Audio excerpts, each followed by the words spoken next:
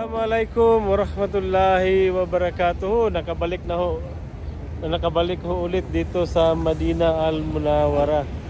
Napakaganda ho. Kaso lang bumuka na yung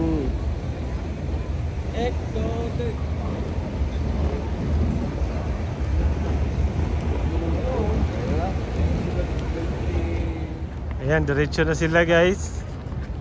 Papunta na sila ng Mosque ng Prophet. Shout out. Yan.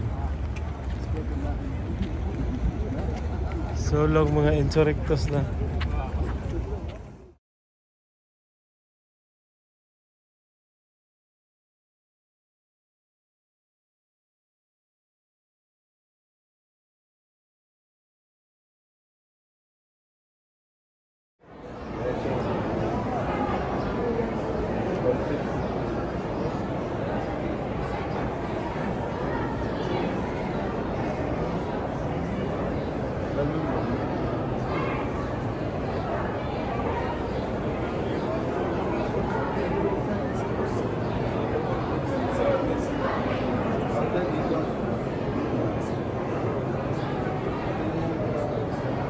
Ito naman yung ano, di ba? Yan yung ano.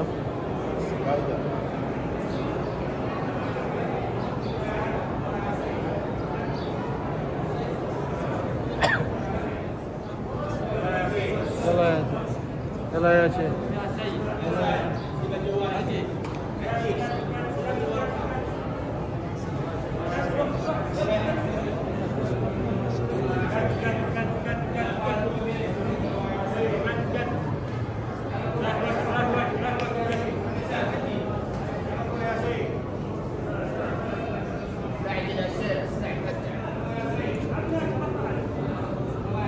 يا حاجي لا تصلي عندك، لا تصلي. شيل اغراضك وتحرك. شيل اغراضك وتحرك. شيل اغراضك.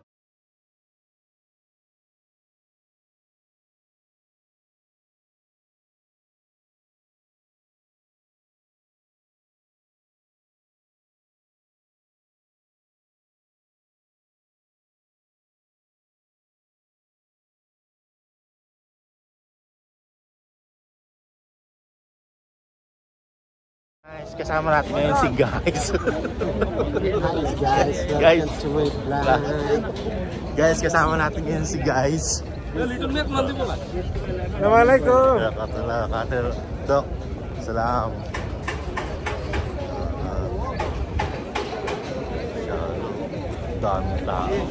Hi vlog. Hi vlog, welcome. Oh, papasok na naman kami ngayon sa Gate 5. Gate 5 ng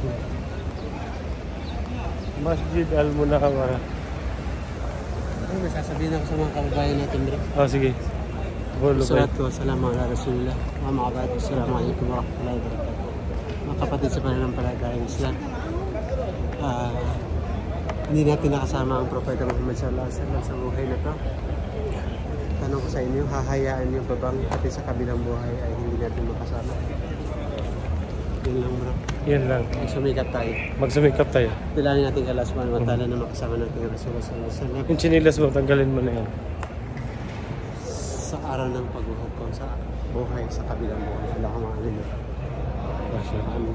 At lahat ng propeta. Amin. Amin, amin.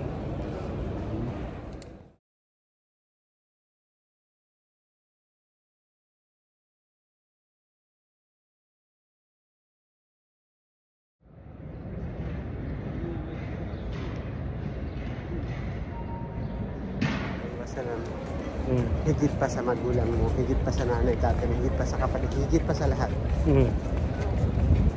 Allahu a'lam kung tama yung pagkaintindi ko sa akin. Sabi? May hadis na gano'n na mahalin ang hindi ka matatawag na isang tunay naman ang nampalataya hanggang hindi mo mahalin ang Propeta sallallahu alaihi wasallam higit sa pamilya mo. Ganon? Allahu alam, hindi ako sure kung gano'n yung tahulugan sa wikang Tagalog. Pero tanong natin sa mga alam. Iyon, no. Tanong natin kay Diyos. Wala pa lang sabi ko, bro, dapat pati sarili mo. Yun ang ano na. So, inano lang, kinarify lang ni brother yung nabitawan niyang ano ngayon, mensahe na mahalin. Ulitin mo ngayon sinabi mo, bro. Si check na, Jobs, para dalawa kami. Yun yung hadith nila.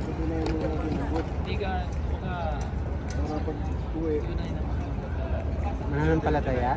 Kung?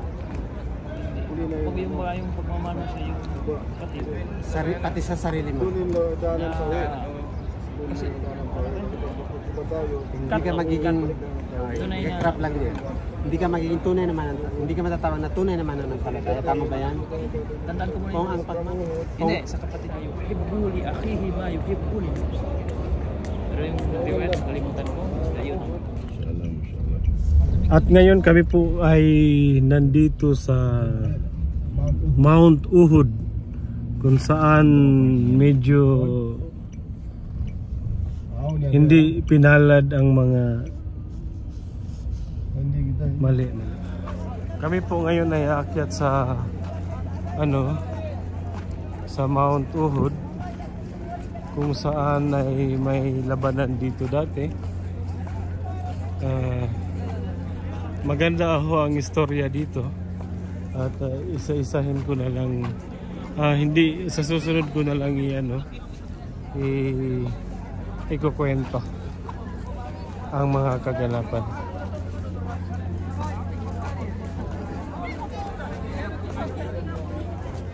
Kwento dito, bro, dito sa napuntahan natin. Visiting graveyard is in accordance with the teaching of our beloved Prophet, peace be upon him. However, a journey specifically intended for the purpose of visiting graveyard is prohibited. Visit to a graveyard is permitted for two reasons: to honor and supplicate for the dead by saying, "Peace be upon you." Abode of believers we. So yan na yung God's Watol Uhud. Daming umaakyat, oh. Saan?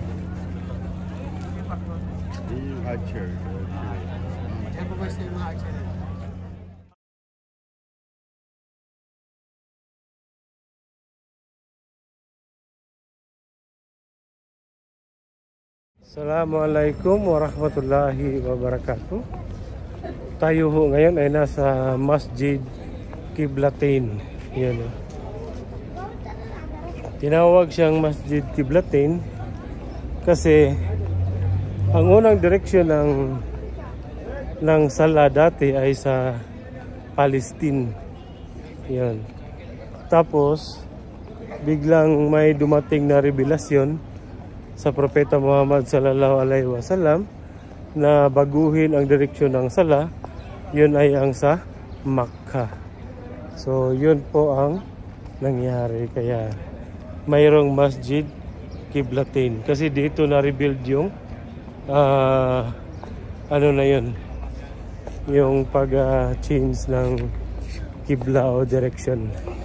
Ito po yung Masjid Qiblatain dito sa Madina. Dito binaba ang revelasyon na ang direksyon ng pagsasala ay binago na. Dito na sa may Makkah ang direksyon. Kasi dati ang direksyon ng pagsasala ay sa Palestine. At sa gabing yun, dito po binaba ang revelasyon, kaya tinawag ito Qiblatain. Dalawang Qiblatain. Kakatapos lang po natin. Dalawang Qiblatain. Ayan, dalawang Qiblatain daw yung minaret na yan. Ano yung isa? Hindi, pag sinabing Qiblatain, dalawa na yun. Dalawa. Dalawang Qiblatain, dobling Yung isa sa Mm. Al-Aqsa, yung isa naman dito sa Al-Haram. Ayun. Makkah. Yan ang doon. Kwento mo nga, bro. Tayo na. So yun na yun, guys. Dahil sa dalawang na yan. Tanong ko na yan. Ah. Dati daw, ang kibla nakaturo sa Al-Aqsa, Palestine. sa Palestine. Pero may ibang aya Dito. na ilipat na sa Makkah yung kibla. Kaya naging dalawa.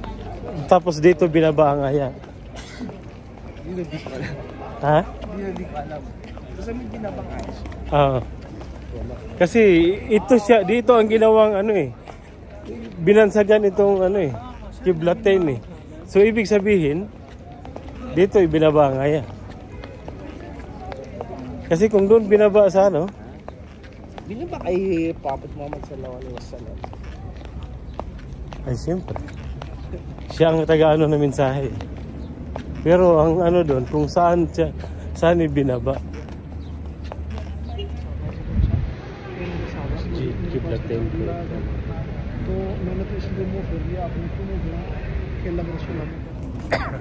Andito na ho kami ngayon sa Masjid Al-Quba. Siya yan, Masjid Al-Quba.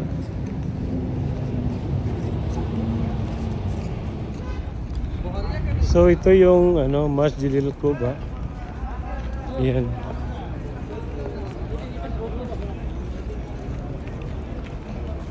Nasa Madina din ito.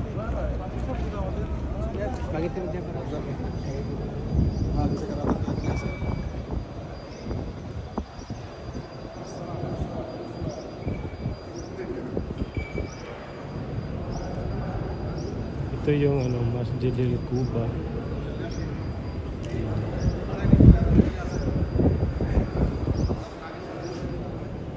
So ito po yung Masjid Al-Quba. So sabihan mo si CR lang ako. Opo.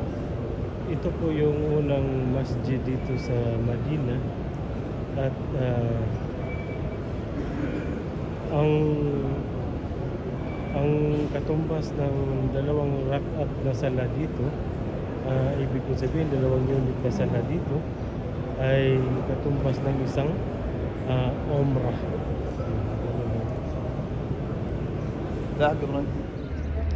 So ito ho yung Masjid del Quba dito sa Madina.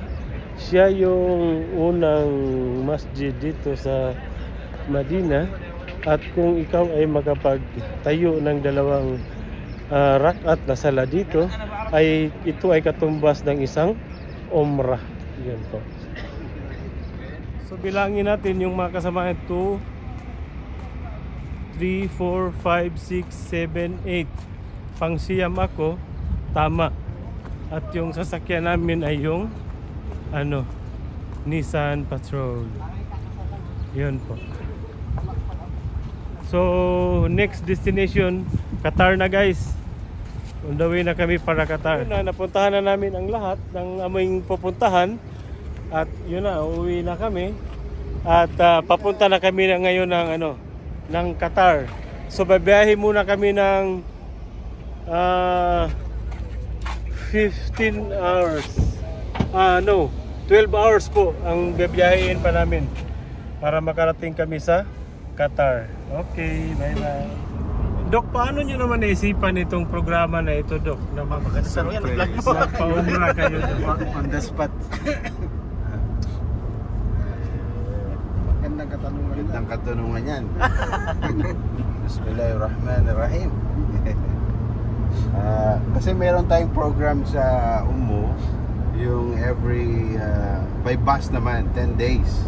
Okay. Ang comments nung ibang mga brothers ay hindi sila makaka-attend, hindi makakasama dahil nga yung leave sa kanilang company ay masyadong mahigpit kung kailangan talaga silang mag-annual leave. So kaya ang suggestions ng mga brothers, bakit hindi natin pwedeng gawing balikan? Para kung may duty man sila ng Saturday, isang leave lang sila. So alhamdulillah, na-try natin ng 3 beses. Andyan si Press Ambang, Ustaz Zaitun, saka si Kaal, yung route, saka si Shade. Tingnan natin yung route kung kaya nga ba. Alhamdulillah, na kayanan naman. Kaya ito yung first trip. Kayo po yung first trip natin. Alhamdulillah. At sana kayo ay maging instrumento na Amin. i-inform yung iba ng mga Pag-ibada. Oo, na pwede rin silang mag-umrah. Balikan inshallah. Yun lang. Assalamualaikum warahmatullahi wabarakatuh. Waalaikumsalam warahmatullahi wabarakatuh. Nagpos mo na yan, bro. Naka-live. Wala pa akong signal. Mabenta yan.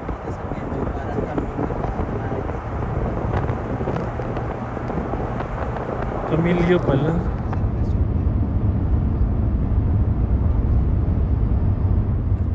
Ayan oh, kakaibang bundok. Pulang bundok, pulang bato. Paningin mo lang yan. Uy, umitim. Umitim ang bundok.